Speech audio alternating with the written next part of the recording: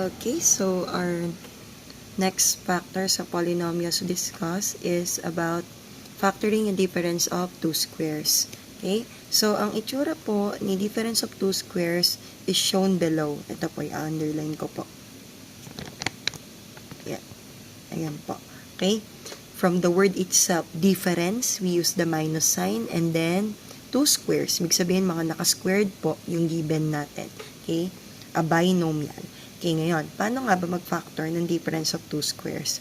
So, the first step is we have to get the square root, okay, of each of the two squares. Okay, so ano nga ba ibig sabihin when we say square root? Okay, so in getting the square root, we just have to think of a certain number, okay, na pag pinag-multiply natin sa sarili niya, okay, to itself, yan, lalabas yung original value. Okay, halimbawa, 100. Ayan, okay. Ano kaya yung square root ng 100? Ano kaya yung isang number na kapag pinag-multiply sa sarili niya, kay lalabas si 100? Okay? So, the square root of 100 is 10. Okay? Because when you multiply 10 by itself, ayan, 10 times 10, you will get 100. Okay? So, that's how we get the square root. Okay? So, it's very important that you're familiar in getting the square root kasi yun nga, that's the first step. Okay, kukunin natin yung square root ng mga squares natin. Yan, okay, nung kada term ng binomial natin. Okay, then for the step 2, ayan, we have to use these square roots to form a two factors, a sum and a difference. So, kung mapapansin niyo po dito sa illustration natin sa baba, okay, we already get the square root ng mga terms natin. So, the square root of x squared is x and x. Okay, pareho po. Okay, dalawang factors gagawin mo, pareho ng sagot. Okay, parehong square root. Okay, bakit x ang square root niya? Okay, kasi pag pinag-multiply natin sa x sa sarili niya, we will get x squared. Okay, ganun din po kay y squared. So, y times y is y squared. So, yun yung square root niya. Okay, ngayon nakuha na natin yung square root. Now, nakagawa na tayo ng two factors. Yung isa naka-plus, yung isa naka-minus. And that's how we factor a difference of two squares. Okay, so let's have an example of factoring a difference of two squares. So, the first one, we have x squared minus 36. Again, first step, we have to get the square root of each term. So, kunin natin yung square root nito, itong dalawa, ni x squared tsaka ni 36. Okay, so before tayo kumuha ng square root, and gumawa na tayo ng dalawang may parenthesis. Ayan. Okay, para doon na natin ilalagay yung sagot. Okay, so, square root of x squared, so that's x. So, x dito sa isa, x din sa kabila. Okay, next. Square root of 36. Okay, ano kaya yung isang number na pag pinag-multiply sa sarili, ang lalabas si 36? Okay, so the answer is 6. Okay, because 6 times 6 is 36. So, 6 po dito. Okay, now that we already get the square root, ayan, we have to form a two factors. Okay, yung isa naka-plus, yung isa naka-minus. And that's it. Okay, so this is the factored form, the x squared minus 36. So that's x plus 6 and x minus 6. Okay? Next example, we have 4x squared minus 1. So same process. Okay, automatic na tayo gumawa ng may parenthesis. Yeah. Okay? So kunin natin yung square root ng kada term. So first term muna, si 4x squared. Okay. Anong square root ni 4? Isang number, pag pinag-multiply sa sarili, lalabas si 4. Okay, that's 2. So, 2 dito, 2 din dito sa kabila. Okay, next. Square root na x squared, that's x.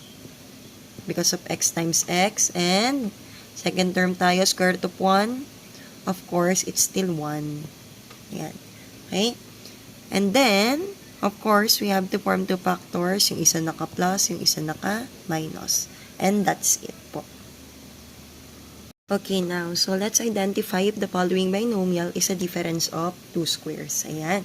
Okay? So, para aware tayo, no, na hindi porket naka-binomial ay pwede na nating ma-factor as difference of two squares, no? Ayan, okay. So, sometimes it depends. Okay? So, try natin i-identify.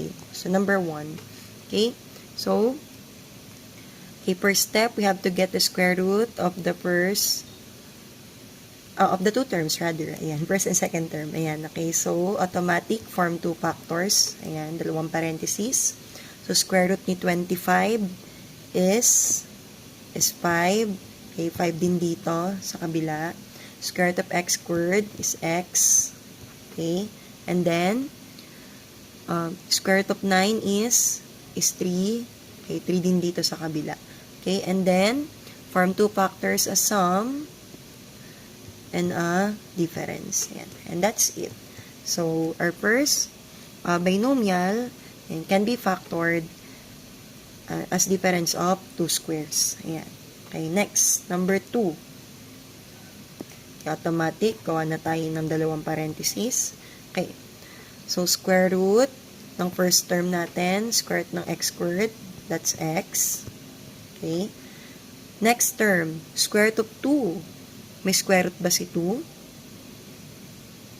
Wala. Okay, so obviously, number 2 ay hindi na pwede ma-factor. Ayan.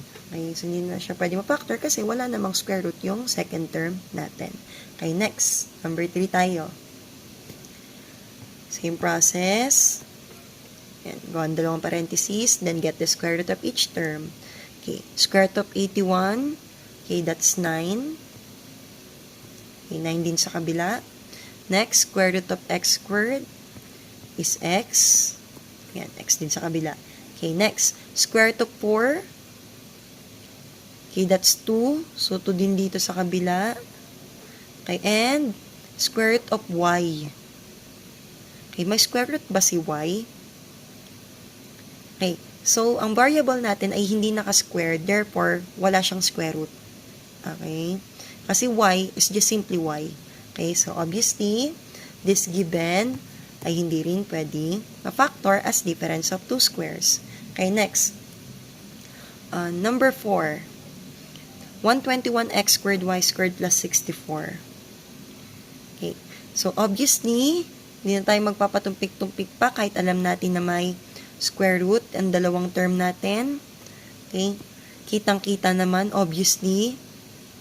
Okay, naka-plus siya. Okay. So, difference of 2 squares, dapat yung mga given naka-minus sign. Okay. So, pag naka-plus siya, hindi siya difference of 2 squares. Ayan. So, please be guided. And because looks could be deceiving. Ayan.